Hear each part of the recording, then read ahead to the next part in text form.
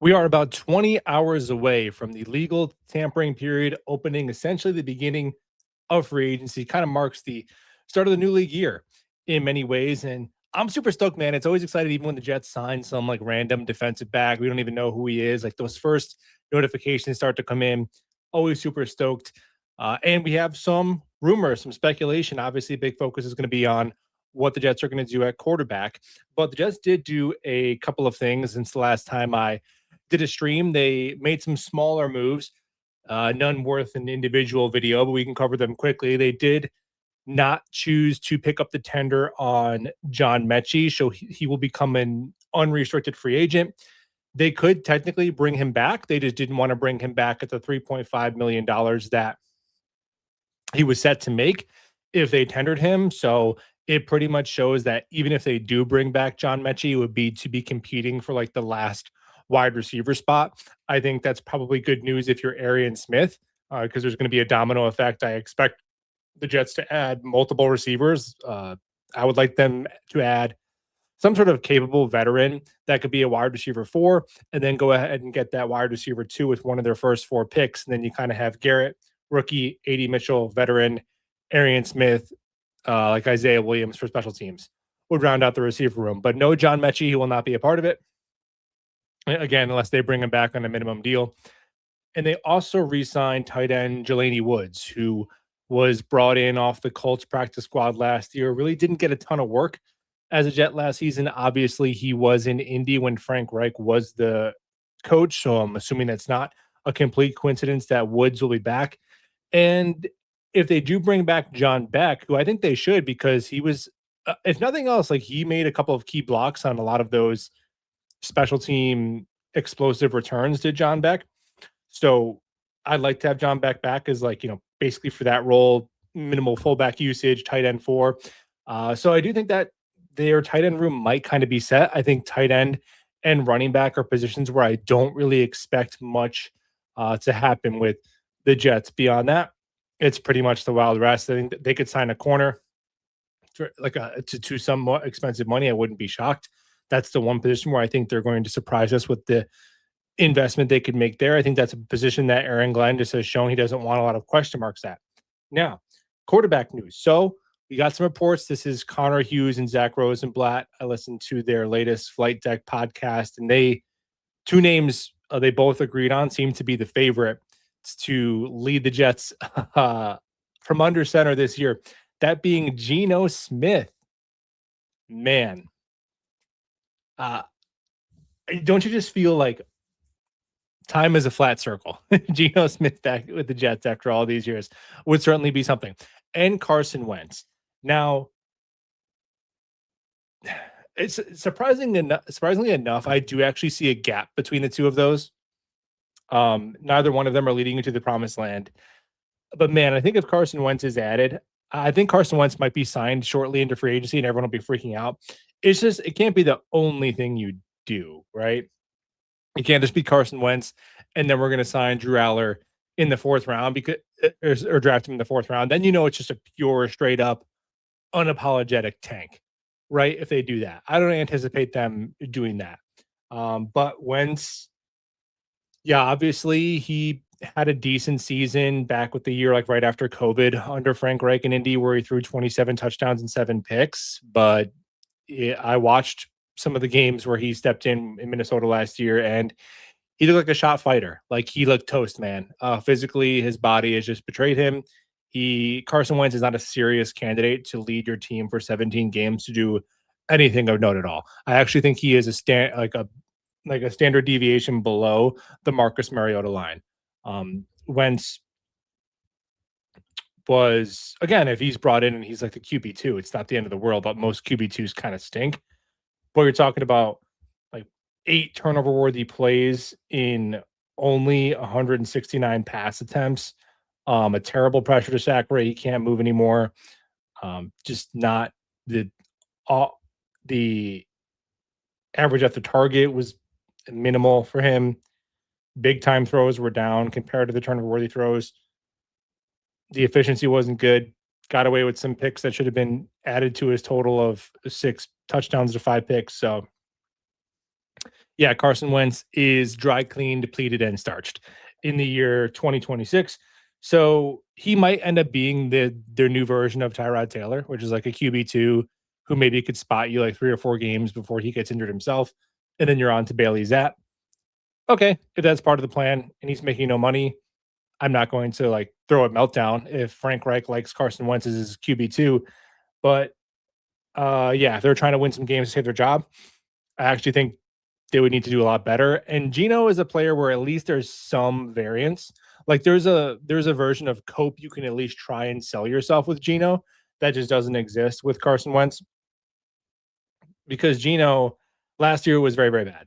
It was also very very bad for Gino, and he is now going to be 36 years old this year. So maybe Gino is just kind of washed. It's one of those things where, all right, is he still capable of being like the 20th, 19th best quarterback in the NFL?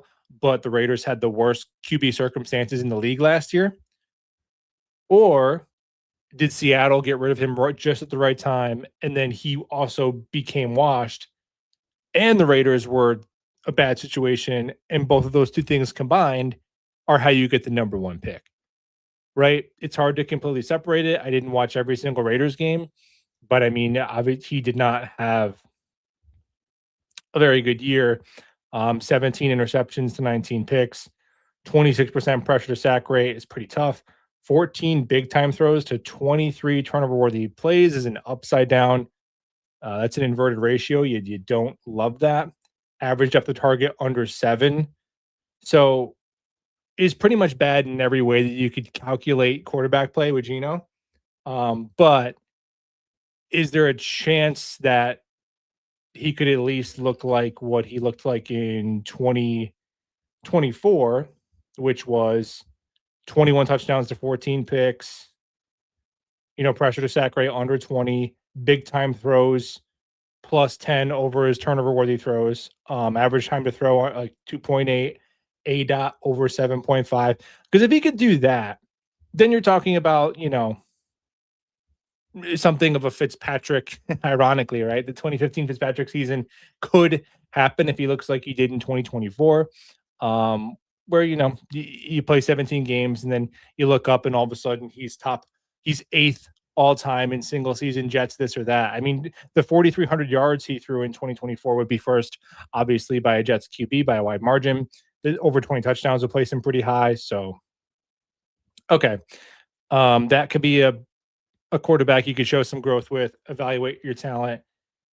If things go right for you, try and win 7 or 8 games. Like that's kind of the optimistic view for me because I understand the argument that, well, what's the point of that? Because then you have a lower pick, and you don't make the playoffs. So I get that, but putting yourself in the mind of Aaron Glenn and Darren Muji, I don't know what Woody Johnson's plans are, but I think if the Jets have the number one overall pick next year, somebody else is making that pick. I can't imagine you finish with the number 2 pick and then you somehow get worse and you keep your jobs. So for their sake, they're trying to improve.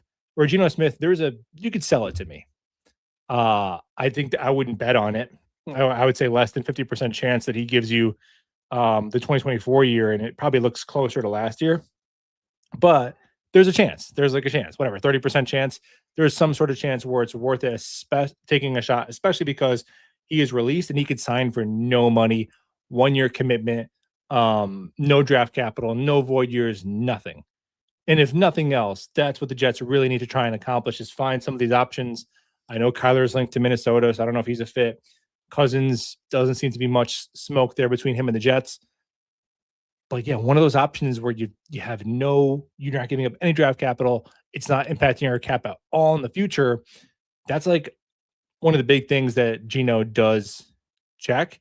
And the options aren't great. So if Gino flames out, like I don't know. I mean, look, at the end of the day, if they have a very poor season, they're probably, that's going to reflect on their job security. But if Gino flames out, I'm not going to come back and say, oh my gosh, this was a terrible move because of the cost. Like with Fields, it was more risky. The Jets have the $20 million this year allocated to Justin Fields being a backup quarterback on another team. It's just a bad result. Whereas with Gino, the worst thing that happens is maybe he does what the Raiders he did for the Raiders. He got the number one pick, and then you move on, and it's like, thank you for the number one pick. We can draft our quarterback. No harm, no foul. Really like a no risk kind of move. So that's fine. Wentz though is like your if Wentz is the guy week one, it's like you're just trying to tank and you're not being too subtle about it. But we'll see. Yeah, we've seen worse. Now, some moves have started around the margins. You've seen it. Obviously, there was a big trade. The Raiders sending Max Crosby to the Ravens for 2 first-round picks. Doesn't really affect the Jets much. I do think the Raiders are definitely a prime candidate to draft a receiver at 14. Like the Ravens could have as well. But if you're the Raiders, man, you take Mendoza at number 1, and then they're just a prime spot to either take like Vega to keep Billy in the trenches. Although the Raiders' offensive line was a lot of it was due to injuries. Their offensive line wasn't that horrible on paper. It's like many Jets years where you're playing third stringers and it is what it is.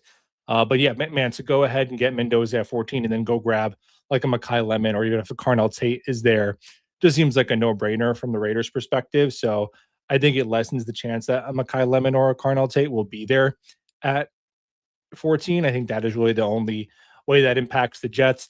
You did see some movement on the safety market. Cam Curl re-signing with the LA Rams to a deal that pays him 12 million in AAV. Cam Curl was my preferred safety just because of his versatility. I thought he was the most versatile pending free agent in the safety class. But I think it's good news that now, of course, would it cost him more to come to the Jets than to hang with McVay and all that? You know, I'm sure. But the reality is, if the top of the market is 12 million, then I think that just increases the probability that the Jets are going to be able to nab one of these safeties. And if they got to pay an 8%, 10%, jet tax on it, okay, you got to spend the money on somebody, right? And Jeremy Fowler just tweeted this morning that he is hearing that the Bengals and Jets specifically are just very, very tapped into the safety free agent market. So I think a prediction that is a pretty easy bet to make. Definitely not a hot take here that the Jets probably early, like by Tuesday, will have signed a starting safety to an 8-figure a year contract. I think that's just one of the things we're going to see. Beyond that, I have no idea, man. We do these free agency previews. Here's our top 45 free agents the Jets should sign. And then like 18 of them re-sign with their own team. And then the Jets sign like Brandon Stevens, who like no one even who was even talking about Brandon Stevens last year, right? That's just kind of the nature of it. But yeah, they got to nab one of these safeties. Obviously, Nick Cross did have some overlap with his time in Indy, and Frank Reich was there at the end. He is a pretty versatile player. Brisker, I think, because the Bears, well, we'll see now because I thought they were going to be on Crosby, so now maybe they have more money they could allocate to keeping Brisker, but the Bears as of right now are like under the cap. Of course, they can move her out of it, but do they want to prioritize safety? Who knows? A little bit more of a box guy, but hey, he's a high level impact starter, so that's fine as well. So they're going to get one of these safeties. I would be confident in that. In terms of other free agents, Rich Cimini did report that the Jets are in discussion with Nick Folk on a return. That makes sense. And also with Simpson and AVT, they're monitoring it. So I think they're probably open to both of those. They're just going to see what the cost is with AVT. The thing I'll say about AVT is at least I don't want to be anti AVT. I just think if he was a free agent from I don't know, like the Seahawks or something, right? And we're like, hey man, we should go sign AVT. He's a free agent from the Seahawks. Every Jet fan would be like, oh great, a guy who's injured all the time. We're going to put him on MetLife turf, and it would be dismissed. But because he was like our guy, we're coping with that. But at least I will say with ABT is when he is healthy, he typically he doesn't have nagging things. He's not like on the injury report every week. Most injury prone players, they're always nursing something, they're dealing with something, they're limited. AVT, it's like he's 100% fine, and then boom, he dies like for a whole year. So I don't really know with him, but I have no idea how much money he's going to make. It's such a high variance type of player in terms of the free agent market. I have no idea what AVT is going to make. And I don't even, I wonder if that's why the Jets are just trying to wait and see on him. So some other players who have been made potentially available, Rashan Gary did tweet out that he's going to be released or traded and then like deleted it. I don't know, but it's been widely speculated that the Rashan Gary could be a cap casualty from the Packers. Now, if the Jets want to do a finder's fee, a 7th-round pick just to take the money off their books, whatever the case may be. Rashan Gary is still 28. He's definitely not, he's more of an edge 2, if you want to frame it that way. I don't think he's a player that is going to be commanding like double teams constantly and be a game wrecker, but he's a 3-down starting edge player that it's a position of need for the Jets. And I think that, and he's a local dude, New Jersey's born and raised. So Rashan Gary is a name to keep an eye on, I think. And Tremaine Edmonds was released by the Bears. And although the running joke with him is like he's still 19 years old, right? Because he was crazy young on draft night. But even though he's been in the league, it's his second contract. He's still 27. Now, I don't think he is as good as like the Devin Lloyd. And the Bears obviously overpaid for him. That's why they cut him. So you don't want to overpay for him twice. But he's a plus starting linebacker, and he is got the massive length and athleticism that I think you put him next to a player like Sherwood. I just don't think you could put someone small next to Sherwood. I think I know it's kind of a lazy way to analyze your position groups, but two small linebackers, I don't know if that's going to really work. I think you need, especially in a 3-4, like you need a bigger linebacker next to Jamie and Sherwood. I think Edmonds could potentially fit that bill. And there has been a little bit of crumbs from the beat that, and look, with the beat reporters this time of year, you have to take all of the rumors, like just, with a grain of salt. It's just like fun updates, rumors, little bits and pieces here or there. Don't crash out if you don't want Carson Wentz, because maybe they don't get Carson Wentz. Because the beat reporters, I'm not saying what they're saying is made up. I'm not saying they're making up just random updates. They're not doing that. But at the same time, their sources are not Darren Muji and Aaron Glenn, right? So a lot of it is agents, right? And sometimes, they have a relationship with a reporter. Hey, you tweet this out about this guy. You could see it with the big guys like Schultz and Schefter, where they just tweet like a copy and pasted message from an agent and they tweet it out. Right? They're working on behalf of agents so that they can get the scoops, and it's a little, quid pro quo. That's how it goes. So to an extent, that's how it happens too. Like they're just tweeting from what they hear from agents. Agents could lie to them, right? Agents could smoke screen them, whatever. But that's with the Carson Wentz, Geno Smith of it all. Apparently, there's not much interest in Derek Carr and Kirk Cousins per Rosenblatt and Connor Hughes as well. I'm not ruling anything out. Like Derek Carr, look, man, if it's between Carson Wentz and Derek Carr, and you're taking Derek Carr, or even Geno Smith, like I don't know what Derek Carr if he can medically throw, but it seems kind of weird to me is when we get into these quarterback discourses, like certain options just get like the reaction of people start projectile vomiting, like passing out on the street, and it's like all these guys are not that much different from each other. Like, hey, should we get Marcus Mariota? And people are like, yeah, sure, that's cool, no problem. What about Derek Carr? Oh my God. I will never talk to my mother again if we sign Derek Carr. Like, it's not that, it's all the same. It's all the same. It's all mostly the same. Like, there's 3 different tiers, really. And it's 3 tiers that are tiers of not great. There's like, I think the upper end will kind of be a Cousins and Kyler. Like all of the I'll never watch a Jet game again if it's Kyler Murray people. You're gonna watch Carson Wentz throw a post route to Arian Smith week 1, and let's measure your dopamine levels then. All right, so let's Kyler for no money is not a terrible option. And then there's like the middle of like the Mariota kind of Brissett, maybe um, that tier.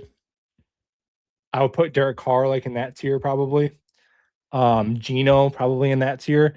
And then the bottom is like Carson Wentz, right? So most of the guys we're talking about are in that middle tier. There's just different flavors of the mid guy who's going to chug through this season, unless until maybe they throw a day 3 rookie in there or whatever. So it's all the same.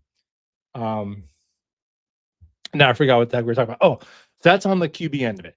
Now, however, there have been some breadcrumbs from the beat where you could tell if you just exercise some media literacy, you could tell, okay, this is probably a little bit of a morsel, a crumb from the Jets higher ups because this happened last year. You remember last year, the Jets beat was mentally preparing the fan base that it was not going to be a big spending offseason, right? They were pretty adamant about that. Like, hey, don't expect them to be spending like crazy. They're going to make, more calculated moves.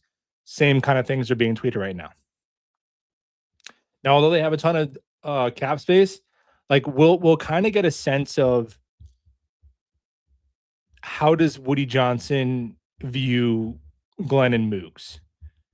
Like, is he going to actually give them a fair shot to really improve this roster and give it a go in 2026?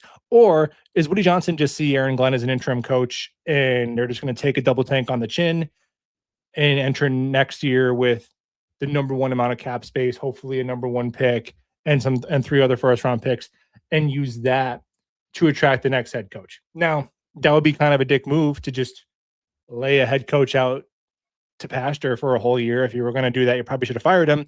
But if they are clear, like again, if free agency, if it is obvious that the purse strings are tight, then I don't know what other conclusion we can make. Whereas you could see like other Jet free agencies. Now, I'm not saying these all were great signings, but in the season, the 2022 offseason, remember the Jets got DJ Reed, um, Laken Tomlinson, CJ Uzama, Tyler Conklin, Jordan Whitehead.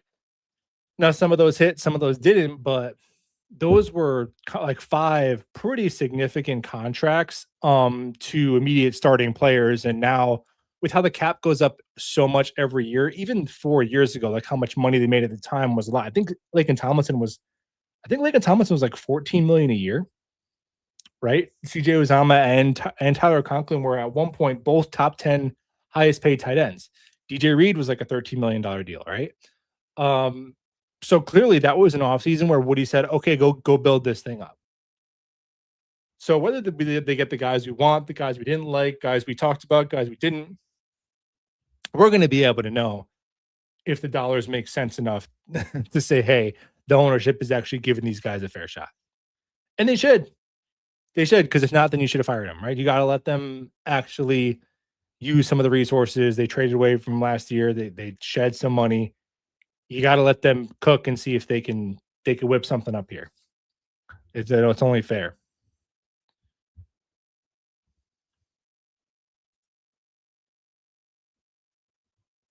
What's up, man? Charles Jet the F up. What's up, Anthony G? Thanks for educating us all on Sunday. Well, I don't know if this qualifies as education, but I'm happy to chop it up with you guys. Anytime. Just been busy the last few days. What's your top 2 free agents you would like to sign no matter what? Man, well, Cam Curl, my guy, got sniped. Well, not really sniped, but they kept him. Okay, top 2 free agents I like to sign no matter what. So I would say Kobe Bryant of the Seattle Seahawks because I think he is, of the guys remaining, the closest to a true like free safety who could play post safety in cover 1, and he's got good ball skills. And that's just a skill set that this team desperately needs that you could realistically get. Because we see it every year, guys, like Super Bowl teams lose a lot of free agents because there's that like bump in status you get from being on a Super Bowl winning team and teams getting exposed to more exposure to you in the playoffs and all that. So, and the Seattle has a couple of free agents pending in their secondary, so they're going to have to make decisions like, do they want to keep Woolen? Do they want to keep Bryant?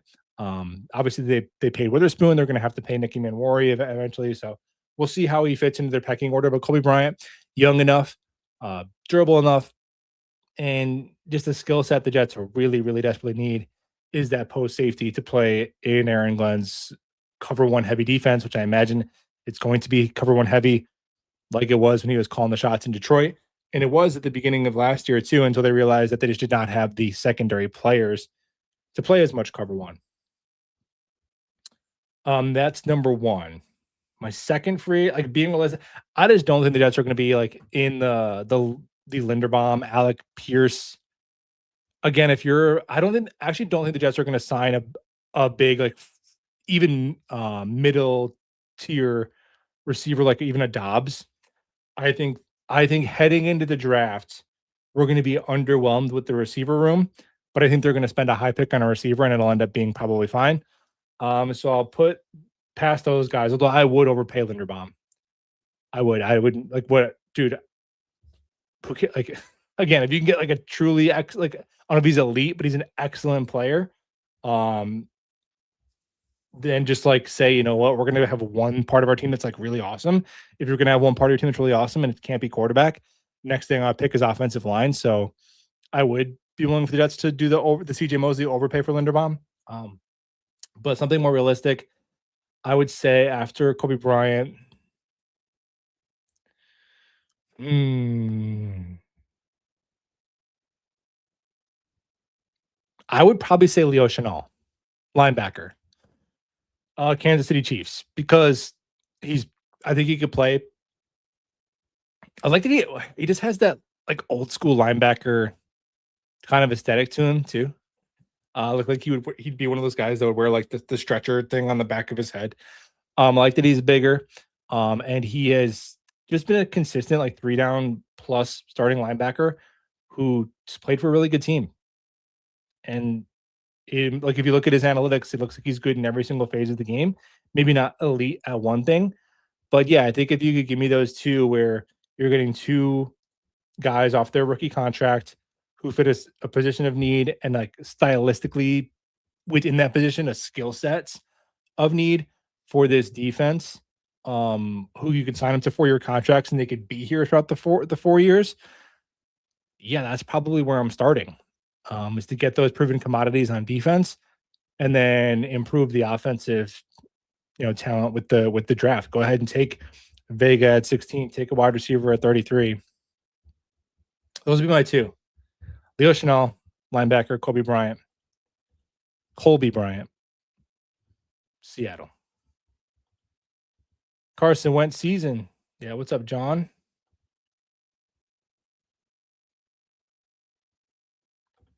Looking more like the Jets take Simpson with the 16th pick. If he's there at 16, I would predict that they take him. Right? I think it's not out of the like. Would you be shocked if they take him at 16? I wouldn't be shocked, even if you don't like it. Right? You wouldn't be shocked if they did do it. Remember, the offensive line was horrible with Minnesota. Yeah, I'm not saying that the Vikings were, they had some issues last year, I'm sure, beyond Carson Wentz, but physically he just does not look like the same. Like I don't think there's nowhere else where he'd be considered to be a starting quarterback, right?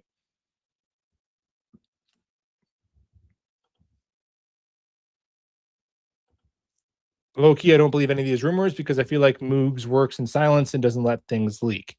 Yeah, well, I think Jet Fan 101, I think you're on the right track there in terms of the leaks that are true are probably not coming from the people who are making the decisions by the Jets front office. Where in the previous admin, I think that was a little bit less true. There definitely was some stuff that seemed to be leaked that definitely happened.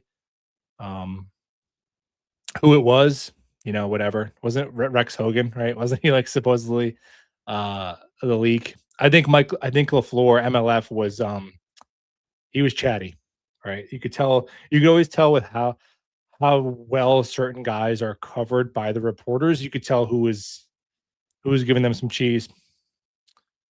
But yeah, so a lot of it is conjecture from just like connecting dots. Like Carson Wentz played for Frank Reich. He is a free agent. Maybe they will sign him. Um, or just stuff from people are hearing from agents or other GMs who are throwing out stuff. So it's nothing to take too serious. We're gonna find out. And can't speak today. Like prognosticate, prognosticate, or prognostication season is almost over because we're gonna get some signings like tomorrow.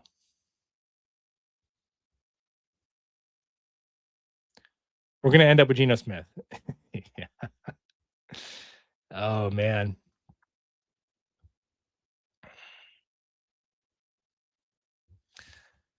John says, I hate betting on a player due to previous team deficiencies, but the Raiders were so awful.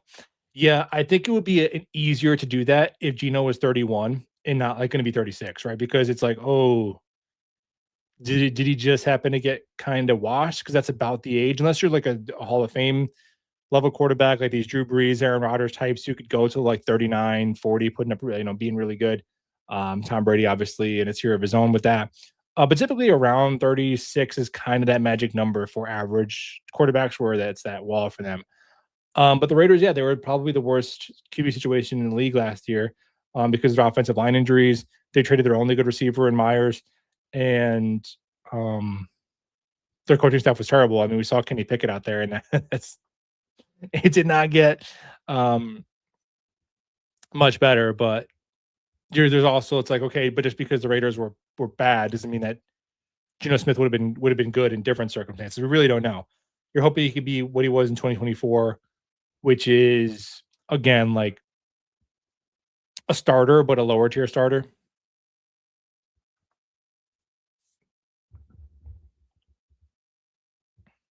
Remember when Corey Davis came out of retirement? Well, did he ever come out of retirement? I remember when he retired. That feels like 10 years ago.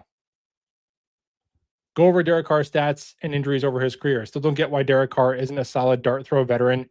Someone good for the locker room. God forbid he's healthy and gives us 25 and 3,600. Yeah, there's certain. We all have our we all have our names. Because to be honest, to me, Tua is a name where I just recoil. Now, and again, is Tua worse than Marcus Mariota? No. But when people say Tua, I really don't want Tua to quarterback my team. So if Derek Carr is like that for you, I understand it. But Tua is just more because I hate the Dolphins and he turns into a pumpkin when it's like hoodie weather out. But yeah, man, Derek Carr is right. Like again, if we're doing a Geno year, is Derek Carr Geno? Are they like worlds different from each other? Probably not. Derek Carr, Brissett, all those guys, like it's not that much of a difference. Obviously, the trade would be minimal. Like you're just taking on whatever's left of his contract, which actually that would probably be the sticking point because if he's making any kind of money, I don't even know what his money would be because I don't want to pay Derek Carr. I want to pay any of these guys like over 10 million a year if you don't have to because there's those basically free options. So this would have to be a situation where I wonder how that works. Like if he decides I'm out of retirement, does he go back on the like how does that work with the Saints books? I wonder.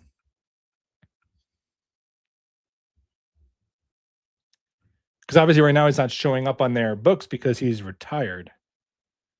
So I don't know contractually how that would work, but you don't want to take it on if it's any kind of real money. Yeah, Cook, Brian Cook, right from Kansas City. You could throw him right in there with one of the safeties that are definitely options. What about Mac Jones for a second round pick? I would definitely not want the Jets to trade a second round pick for Mac Jones. If you could do it for like the absolute most I would want to trade for one of these quarterbacks is a fourth. And even then I don't love it. I don't love it. Because I think Mac Jones is you're trying to get stability in the short term until you find your long-term answer. And I just think that there's guys that you could try and accomplish that with, like a Brissett, even some of these free agents where you could just do it for so much cheaper. Like that second round pick should be a starter for you. There's a lot of holes. So that's like an expensive bridge solution. So I wouldn't love it. If he was a free agent and we could have him for whatever, 7, 8 million bucks. Yeah, I would say fine. You could, a lot of these guys we're talking about are worse than Mac Jones, but that's too rich for me, man. There's no difference between Wentz and Brissett, folks, or Geno. I think it's hard to say because at the end, in terms of how many games the Jets will win, like none of them meet that minimum threshold of quarterback where it's like they really matter or are going to be a force multiplier or like make other guys better. So I understand that, but I still think Wentz is so is his body is done. Like just he's like Squidward in the giant like body cast. I think Brissett is a difference. Within the aisle we're shopping, I think Brissett is a couple of shelves up from Wentz. But yeah, they're all not very good.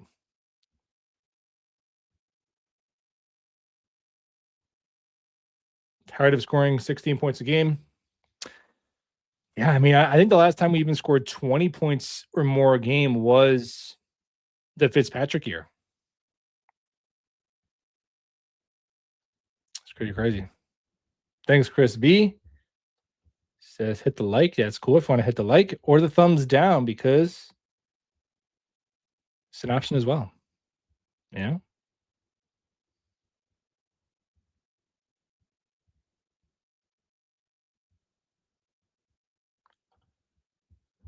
Draft Simpson at 16 if Tate or Lemon off the board. So me personally, there is most likely a different direction I would want the Jets to go to than 16 at Ty Simpson. And I'm someone who I do like Ty. Like I understand if Ty Simpson ends up going in the first round just because of the scarcity of the position. And I do think that there's a lot of things I liked about his tape, like that he was asked to run a Sunday style offense and make Sunday throws over the middle anticipation throws. Is what he was asked to do pre-snap. I think there was a pretty good test of his like the mental capacity of the position there that I think he checked in more ways than he didn't. I think he's much more toolsy than people give him credit for. But I just again, you're looking at history of those many starts. Um, I just don't think we could just whisk that away and say that it's nothing. And he was banged up, and there were some moments towards the end of the year where he started bailing from clean pockets, and those things combined just to me make him too risky at 16. Now he's probably not there at 33, so maybe it's a copping out to say I would take him at 33. But if he does make it, I'd be happy if they just take him at 33. But to me, there's most likely like even if Tate and Lemon are gone at 16, there's probably a player, whether it be Vega, maybe the next guy up. I'm fine with Omar Cooper Jr. that high. So and I love Peter Woods. So there's other spots I'd rather them go. If they do take him at 16, I'm not going to freak out about it. I would understand it. It probably wouldn't be my preference, but I would understand it.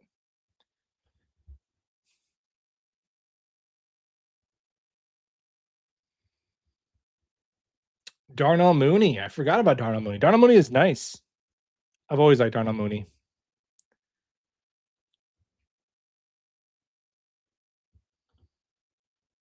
Leo Chenal or Devin Lloyd?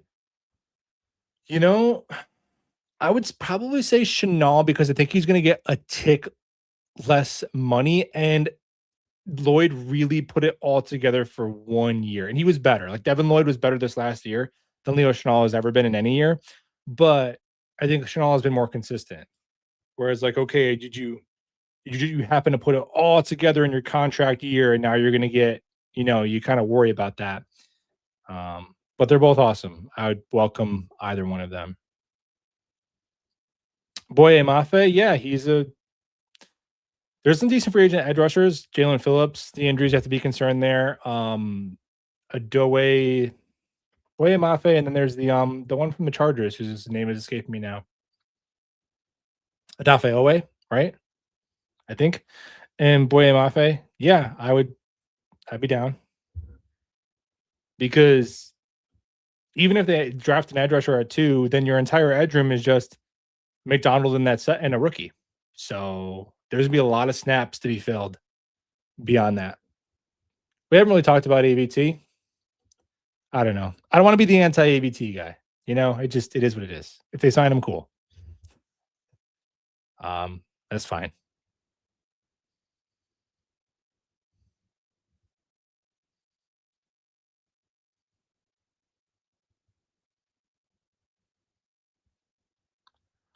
Murray, Carr, or Brissett? Who are you taking? Uh, I would say Brissett, then Murray, and then Carr. If I were to rank those three, I like Brissett a lot though. I think I'm higher on Brissett than most. Okay, so if Derek Carr officially reinstates and he's unretires, then he's automatically back on the Saints book.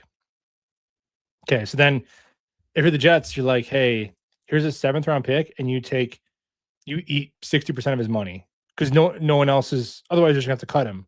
Like who else is coming to trade for Derek Carr? Right. So the Saints would have no leverage in that situation. The Jets cannot have an expensive Derek Carr on their roster. A cheap one is questionable enough.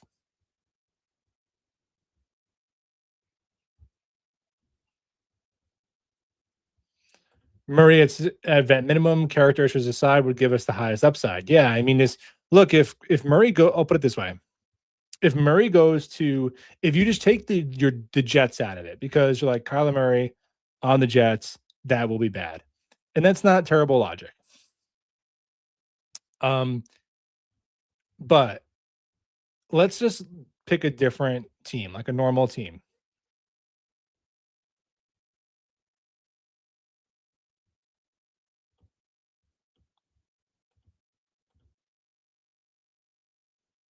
Let's say it's the Vikings, which I know they had some their offensive line wasn't awesome last year, but they have a really good offensive coach.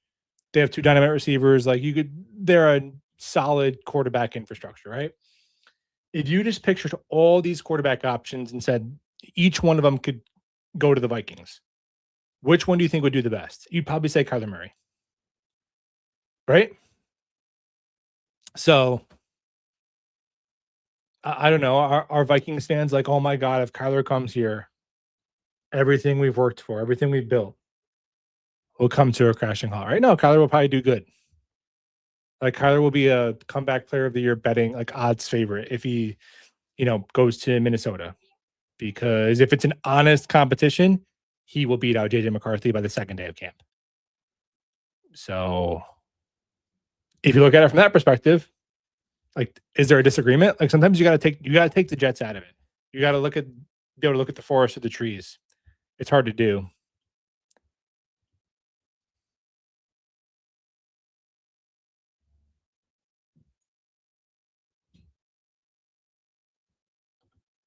I'm starting to like what? Oh, okay. I was like, what are we saying, Pat? I'm starting to like this kid ship your own text. That's what happened when Pat tried to type Concepcion.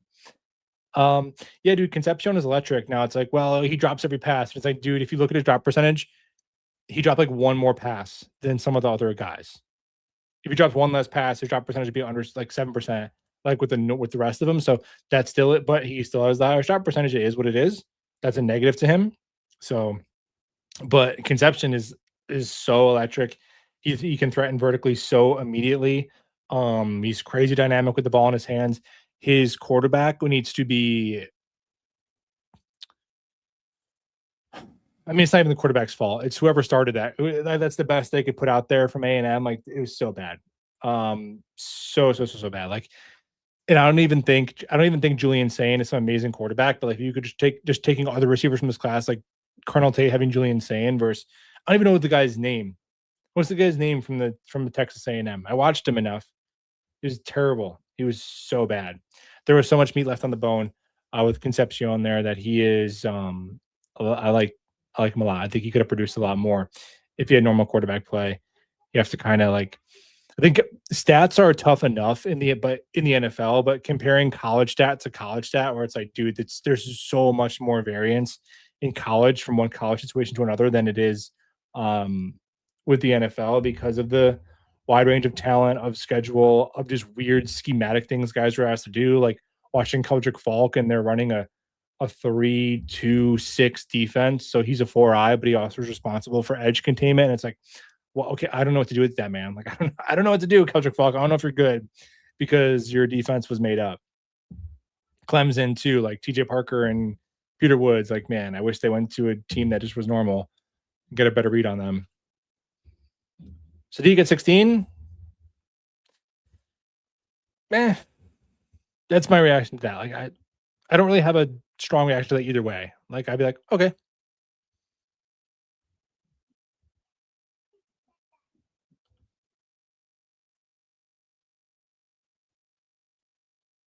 Completely get a decent guard day 3. Yeah, I mean, at the very least, like at 40, at pick 44, right? You definitely don't need to spend pick 16, pick 30, 33 on a guard. I think 44 would be a nice middle ground, like mid second round, where around when Tippmann was drafted to get a guard, especially if you want them to play right away. That's reasonable to do. Well, nobody wants G5 catching hostile passes from Derek Carr any more than they wanted him catching hostile passes from Justin Fields. But man, it is what it. I mean, does Derek Carr? Can we quantify this? Does he really throw a significantly higher hospital ball percentage than like your average Marcus Mariota? If he really does, then I don't want him, because if he's going to get receivers hurt, then all these guys are close enough where that would be a tiebreaker where it's like, okay, then forget about Derek Carr.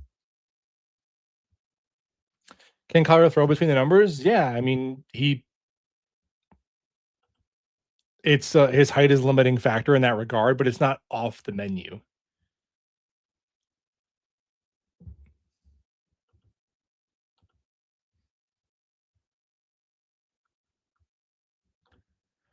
Chris says whether it's a safety like Brian Cook or Kobe Bryant or a cornerback like Rick Woolen or Nashawn Wright, etc., do you think the Jets' most lucrative signing could come from the secondary?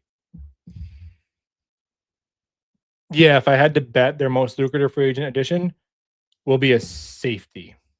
That probably makes like 13 or something $million a year. Or I guess it could, unless they do get one of Chanel or Lloyd, because that would be bigger.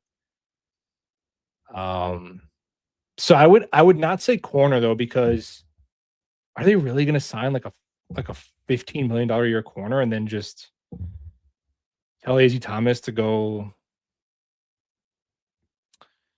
play Wii tennis for a year? And I know you got to have depth and he'd get on the field and he's still young enough where you can start him the next year. But it's like, it's one thing if a corner falls to you at 33 that you had as the 18th best player on your board and you have to take him, that's one thing.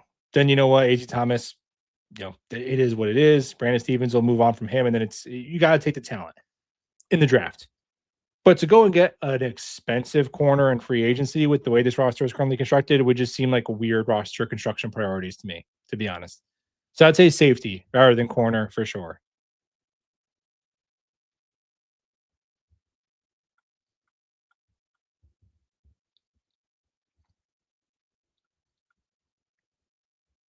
Really hoping we don't do O-line or cornerback round 1 the next 2 years. I think that's a reasonable expectation that they are able to fortify those positions with other draft picks. Those are associated with every free agent. Definitely every quarterback. I don't know about every free agent, but definitely every quarterback has been someone is tweeted, rumored, whatever, to be with the Jets. It's for sure.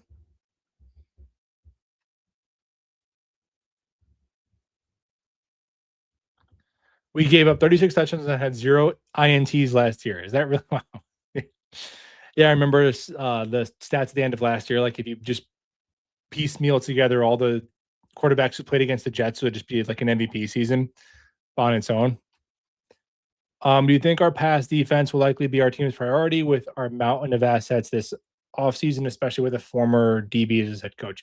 Yes, because I'm factoring in your pass rush to be part of your pass defense, and I expect the pass rusher to be the number 2 overall pick, and the safety to be one of the biggest free agent investments. So yeah, pass defense in terms of resource allocation will be the unit that is attempted to be improved the most. Now, quarterback is obviously the biggest hole, but there's not a quarterback that they're going to give a ton of money to, so it is what it is. If we draft Reese, do we follow it up with an edge or a linebacker later in the draft? Do we need to draft both to be safe?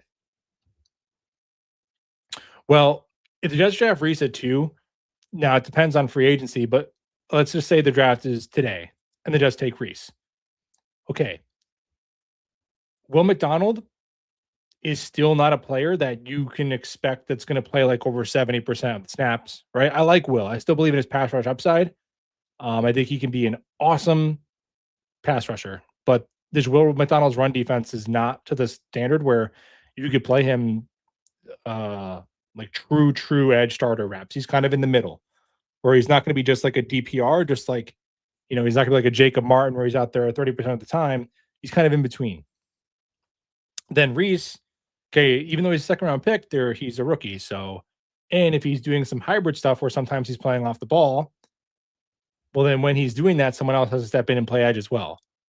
So is either McDonald or Reese going to play, 2/3 of the edge snaps or more next year? No, probably not. So that's a lot of snaps. Like, go look at how many snaps Michael Clemens has played on this team because you rotate.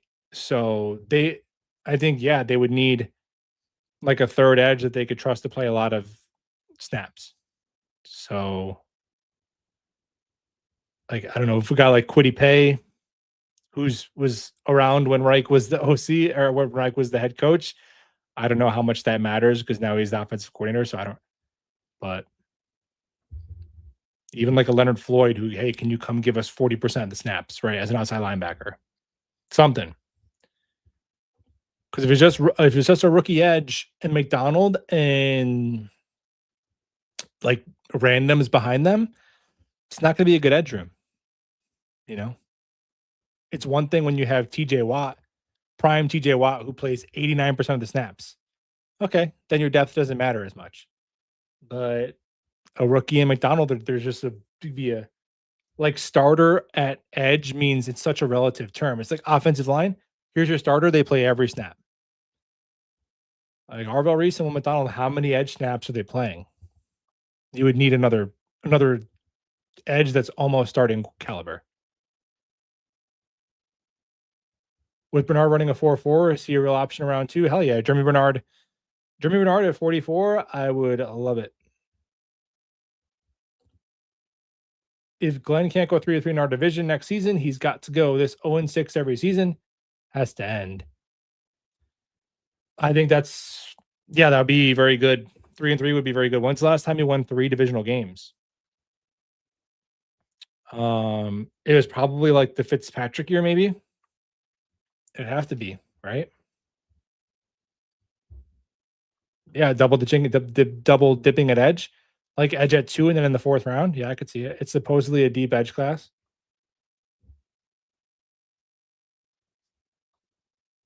Yeah, at least beat the Dolphins, man. Come on. The fact that we never beat Tua. Tua is undefeated against the Jets. That is a pretty damning stat.